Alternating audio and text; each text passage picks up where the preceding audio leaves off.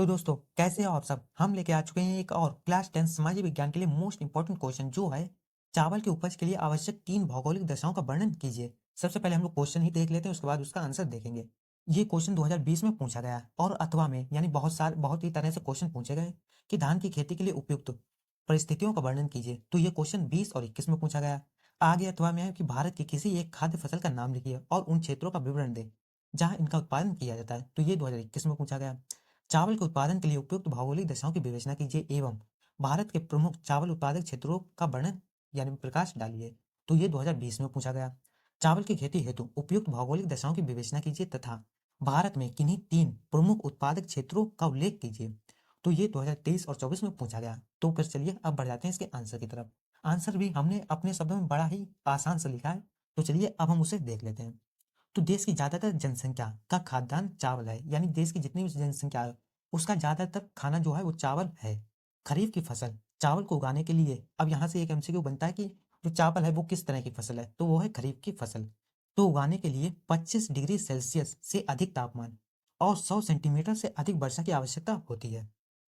कम वर्षा वाले क्षेत्रों में सिंचाई के द्वारा यह फसल पैदा की जाती है, यानी जहाँ कम वर्षा होती है वहां हम लोग क्या कर सकते हैं, सिंचाई करके फसल उगा सकते हैं। देश के उत्तर एवं पूर्वी मैदानों, तटीय क्षेत्रों और डेल्टाई प्रदेशों में चावल की खेती की जाती है।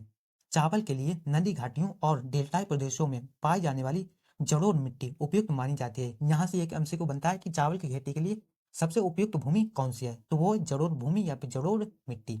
आगे पंजाब, हरियाणा, पश्चिमी उत्तर प्रदेश और राजस्थान के कम वर्षा वाले क्षेत्रों में नहरों और नलकूपों से सिंचाई करके खेती की जाती है। यानी जहाँ पे अभी हम ऊपरी पढ़ के हैं कि जहाँ पे वर्षा कम होती है वहां पे हम क्या सिंचाई करके खेती कर सकते हैं।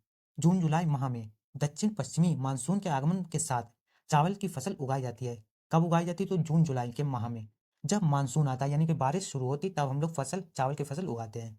और शीत ऋतु में इसे काटा जाता है, यानी जब ठंड आ जाती है तब इसे काटा जाता है। अधिक वर्षा वाली पहाड़ी ढालों पर सीढ़ीदार खेत बनाकर चावल की खेती की जाती है। पहाड़ों पे भी चावल की खेती की जाती है, लेकिन कैसे, तो सीढ़ीदार खेत बनाकर। अधिक उपज के लिए रासायनिक उर्वरकों तथा खादों का प्रयोग किया जाता है। ये तो जाहिर सी बात है कि अगर हमें अपनी फसल अच्छी करनी है तो हम रासायनिक पदार्थों का भी प्रयोग करेंगे और खादों का भी प्रयोग करेंगे। तो ये था चावल की 3 भौगोलिक दशाएं। अब बढ़ जाते हैं चावल के उत्पादक राज्य। तो चावल उत्पादक प्रमुख राज्य निम्न है। पहला पश्चिम बंगाल, आंध्र प्रदेश, उत्तर प्रदेश, बिहार, पंजाब, उड़ीसा, कर्नाटक, असम तथा महाराष्ट्र। तो ये थे चावल उत्पादक प्रमुख राज्य। बस दोस्तों हमारा जो क्वेश्चन था उसका आंसर बस इतना ही था। अगर आपको वीडियो अच्छी लगी हो वीडियो को लाइक कीजिए, चैनल को सब्सक्राइब कीजिए। मिलते हैं अगली वीडियो में, तब तक के लिए धन्यवाद।